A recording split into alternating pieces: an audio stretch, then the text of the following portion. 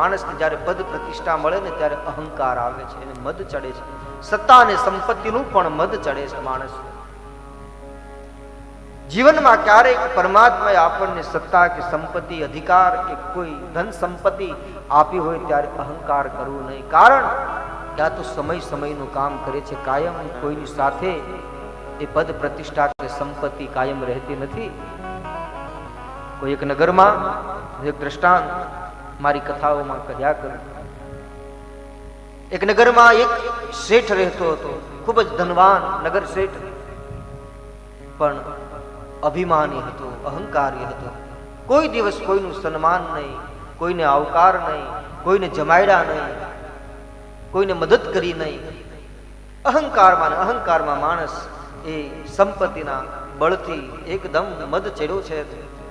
નોકર ચાકર ખૂબ જ જાહો જલાલી, સુખ વૈભવ બધું જ ઘરમાં બને છે. એવું પોતે ઝૂલા ઉપર હિંચકે છે. એ સમયે કોઈ એક ભિક્ષુક આંગણે આવે છે. કોઈ ભિક્ષુક આંગણે આવે, તિરસ્કાર કરી અને ત્યાંથી કાઢી મૂકે છે. કોઈને આવકાર આપતો નથી, કોઈનો સત્કાર કરતો નથી. અહંકાર.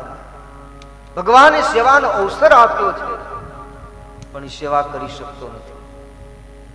અને સૌથી કઠિનમાં કઠિન ધર્મ હોય ને તો સેવા ધર્મ છે. સેવા ધર્મ બહુ જ કઠિન છે. સમયનું કામ કરે, સમય વીત્યો. એ નગર શેઠ, અભિમાની નગર શેઠની પેઢીમાં એટલું મોટું નુકસાન આવ્યું કે આખી પેઢી ખલાસ થઈ ગઈ. પોતાનું મકાન પણ નીલામ થઈ ગયું. જે બંગલો હતો, હવેલી, બધું જતું રહ્યું. બધું ધન જતું રહ્યું. પોતે રસ્તા ઉપર આવી ગયો ને એવી હાલત થઈ ગઈ કે પોતાને પેટ પૂરતું ભોજન પણ ન મળે, આવી હાલત થઈ ગઈ. રસ્તા ઉપર આવી ગયો એ માણસ.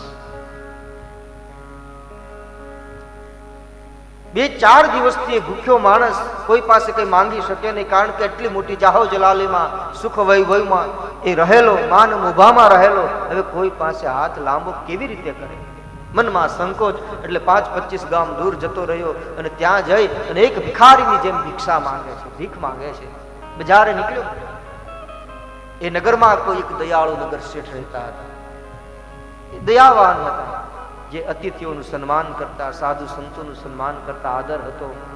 એવા દયાળુ નગર શેઠ, લોકોને જે મદદ કરતા, એવો જેનો દયાળુ સ્વભાવ હતો, એ બેઠા છે. એમના દ્વારે જઈને આ પેલો અભિમાની નગર શેઠ જે હતો એ ભિક્ષુકના રૂપમાં ઈશારો કરે છે કે બોલી શક્યો નહીં, પણ ઈશારો કર્યો કે મારે કંઈ ભોજન કરવું છે.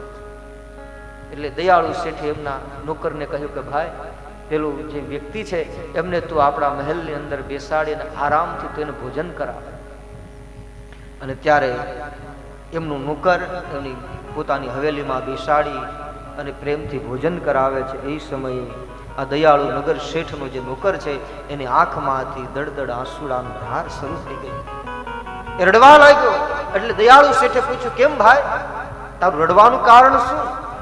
કેમ દુઃખી થયો છે તું? ત્યારે પેલા નોકરે કીધું, શેઠ, તમે જેને અત્યારે ભિખારી ગણી અને મને જમાડવાનું કહો છો, હું જેને જમાડી રહ્યો છું, એક દિન આ સમયે આ મારો શેઠ હતો ને હું આને ત્યાં નોકરી કરતો, આ મારો અન્નદાતા હતો. એની સુખ સાહેબી, એનો વૈભવ, એનો ઠાઠ મેં જોયો છે. આજ એની આવી હાલત જોઈ અને મને બહુ જ દુઃખ થાય છે, પીડા થાય છે. ત્યારે દયાળુ શેઠે કહ્યું કે ભાઈ, આ તારો શેઠ હતો? તો કે હા. તું એમને ત્યાં નોકરી કરતો? તો કે હા. તમારે આંગણે આવેલા કોઈ અતિથિ, કોઈ ભિક્ષુકને કોઈ ક્યારે તિરસ્કાર કરી, તર છોડી અને તમે ક્યારે કાઢી મૂક્યા છે? તો કે અમે તો એવા કેટલાય લોકોને કાઢી મૂક્યા છે. એમાંનો એક દિવસ હું હતો. નગર શેઠે કહ્યું, એમાંનો એક દિવસ હું હતો ભાઈ. આ તો સમય છે. સમય બલવાન હૈ, નહીં પુરુષ બલવાન. કાબે અર્જુન લૂટ્યો વહી ધનુષ્ય વહી બાણ. એ જ અર્જુન, એ જ ધનુષ બાણ. સમયનું કામ કરે. ઈશ્વરે જ્યારે સમય આપણને આપ્યો હોય, સત્તા સંપત્તિ બળ આપ્યું હોય, ત્યારે કંઈક આવા સત્કર્મમાં કંઈક સહભાગી થઈ અને સત્યનું ભાથું ભરી લેવું. કારણ એ કાયમ ટકતું નથી. જો કંઈક આવું સત્કર્મ કરશું, પરમાર્થમાં કંઈક આપણી શક્તિ, સંપત્તિ, સંતતિ એનું જો સેવામાં લાગશે, તો એ આપણને કાયમ સુખ આપનારું બની જશે, શાંતિ આપનારું બની જશે. એ બહુ જ મુશ્કેલ છે. માર્ગ ઘણા છે.